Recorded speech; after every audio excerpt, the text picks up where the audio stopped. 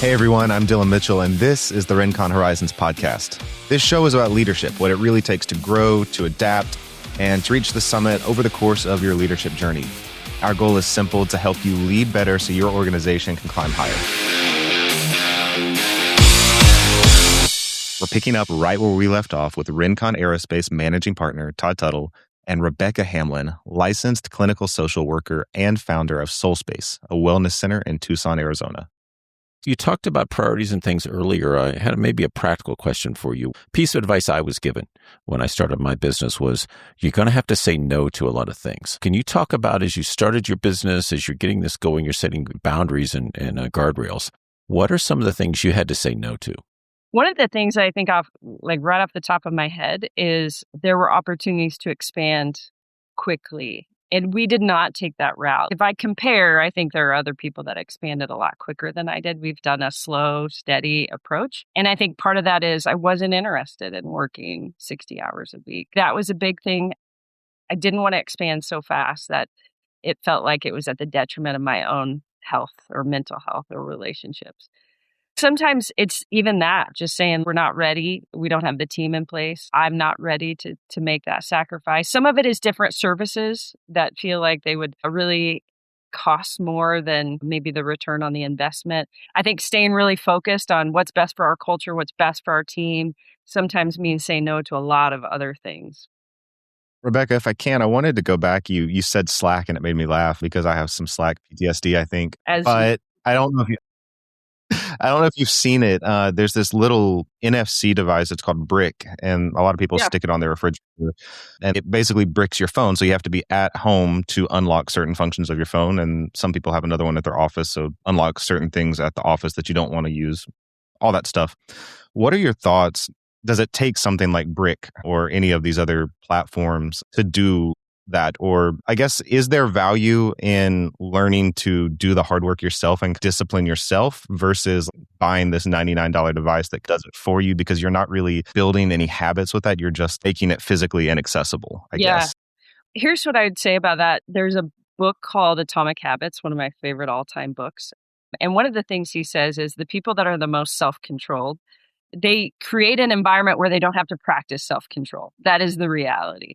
The stats around phone use specifically are pretty compelling in terms of our addiction with our phones. I actually think things like Brick are brilliant. I had an app, I can't remember what it was called, maybe ClearSpace, where you had to do squats and push-ups before you opened social media. I think anything you do like that is awesome, because the reality is it is such an addiction. You need to work to break that addiction of just picking up your phone, or even on the weekends. Sometimes I'll notice it. I don't need to check my email. I'm not expecting anything. Nobody expects me to be available. And yet sometimes I just sort of flip it open out of habit. Anything that disrupts that habit is really positive. That is very interesting, because I've recently purged social media and I was like, oh, social media is gone. I won't be on my phone. But now it's Saturday morning and I'm checking my email. Why am I habitually just opening the mail app? Because it's like you need something to do on your phone. Yeah, I gave up Instagram, I think, for Lent last year. And then I found out I just had a Substack addiction after that. I think you just figure something else out. We've talked about mental health and we've talked about physical health.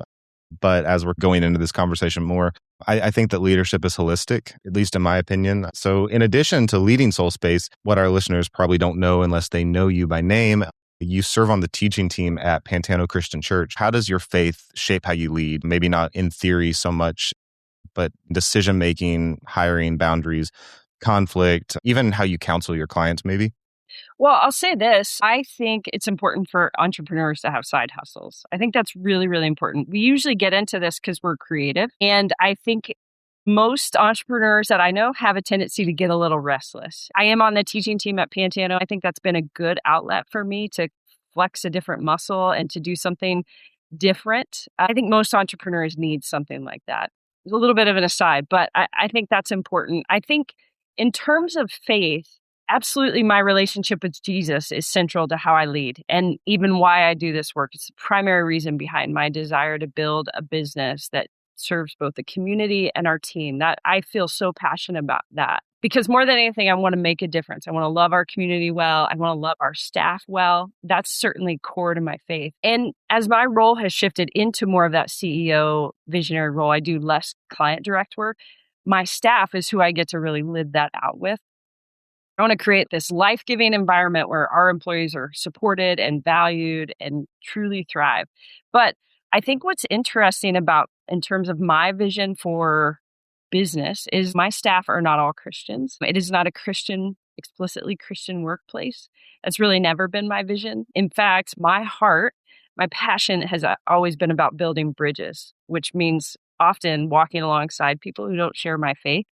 I'm not even marketed as a Christian therapist. Soul Space isn't a Christian business. And of course, my faith is foundational for me.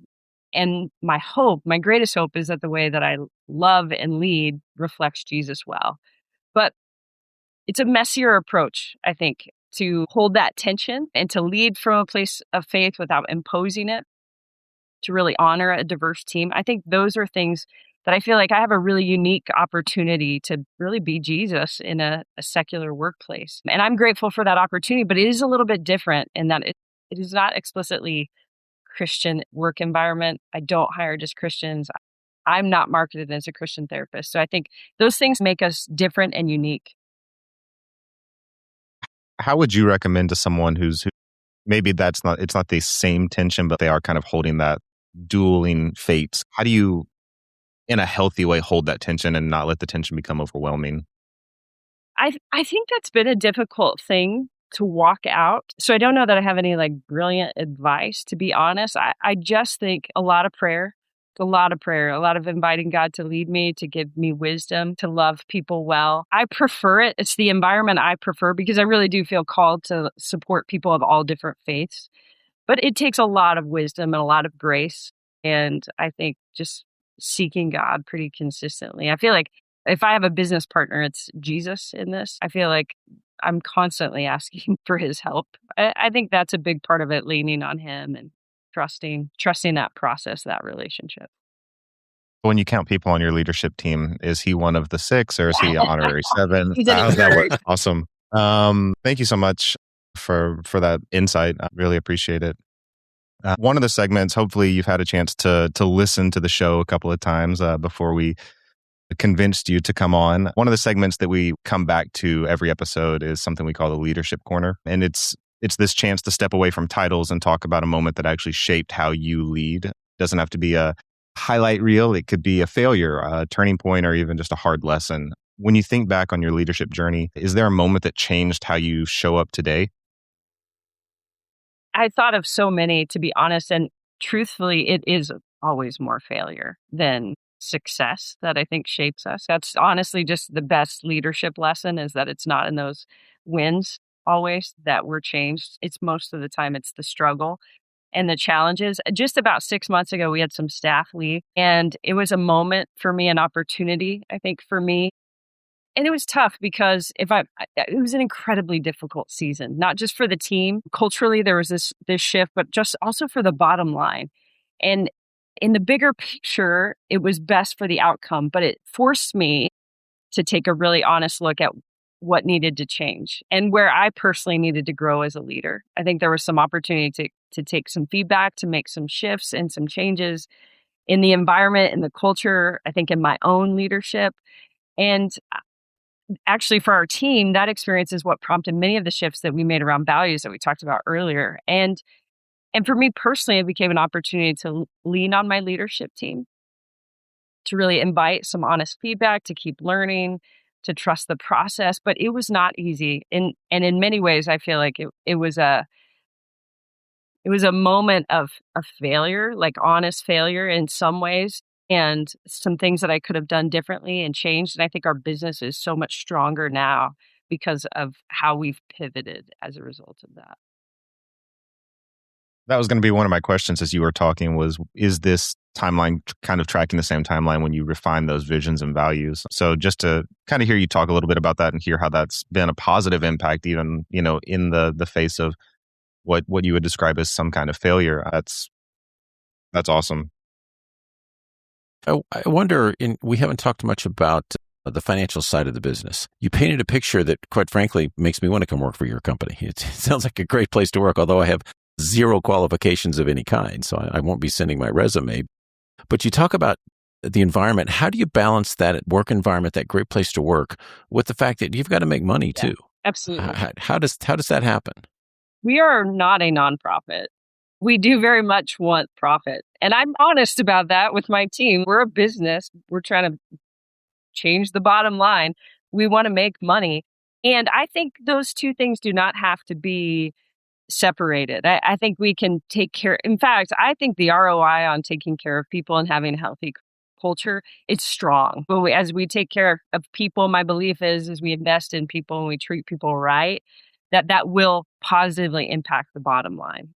I think there's no doubt of that. I see those two as not being mutually exclusive, that they very much feed on each other. And that creating a place, we've had people stay here for a long time. I've had several for 4 years, a couple for 5 years. So we have a solid base of people that have been here for a long time.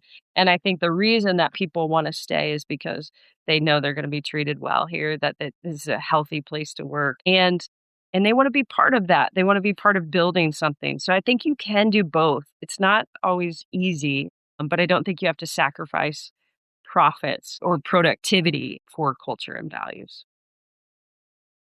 She just gave us another line. I think she did. I'm already she's overthinking it. I know. I'm overthinking it too. There's so many good clips we can pull out of this. It's going to be fun to edit. As we're rounding the corner, as it were, on this episode, we've expanded this next segment beyond books. We were calling it book recommendations. And Todd and I had some conversations. It's pretty apparent that leaders don't just learn from books anymore. Podcasts, newsletters, blogs. I really believe that input shapes output. Todd, I wanted to start with you in this segment. What's a blog, a podcast, website, newsletter, maybe even a TikTok, or it could be a book that you've been learning from lately? I'll state the problem and what I'm doing to fix it. If you're like me or you're trying to start a business, you're working, I'm using LinkedIn for some of the ways I try to reach, especially around this podcast, to try to get that out. And if you've been working with LinkedIn over the past year, you've noticed the algorithms have changed. And what worked on LinkedIn a year ago doesn't work at all right now. So I've been looking for good advice on that. And I found somebody called Tommy Clark. He's the CEO of a company called Compound Content Studio, who's had some really good advice. If you're like me, you're struggling to get traction on LinkedIn, look up Tommy Clark. He has some really good stuff on LinkedIn, some really good stuff on YouTube. I'll put a link in the show notes. Awesome. Thank you, Todd. Rebecca, same for you. What's something you've been learning from lately that you'd recommend to leaders? I'm kind of old school, so I do read books, but there's a book I would recommend right now, especially with our conversation around values. It's called The Culture Code, and it is by Daniel Coyle. I can't recommend it enough. It is a fantastic book. And especially if you're sorting through what does it take to invest in the culture? What does it take to strengthen our culture? That's a great start. Brene Brown came out with a book called Strong Ground recently. One of my favorite all-time leadership books is called Dare to Lead. I'll read anything by Brene Brown. I also find myself a lot of times recommending the podcast with Craig Rochelle, the leadership podcast with Craig Rochelle. There's some great nuggets, and you can get it in about 15 or 20 minutes just on your morning commute. That's a great podcast as well. Thank you. We'll drop links to all of that in the show notes as well. Still, and what about you? What have you been investing in lately? This is one that I've actually been on since probably college, I guess, but it's a resource from a guy named Lee Cockrell. He's the former executive vice president of operations at Walt Disney World. He's led at the scale most of us are not going to really experience, but what I really appreciate about this newsletter is how practical it is. It's called The Main Street Leader.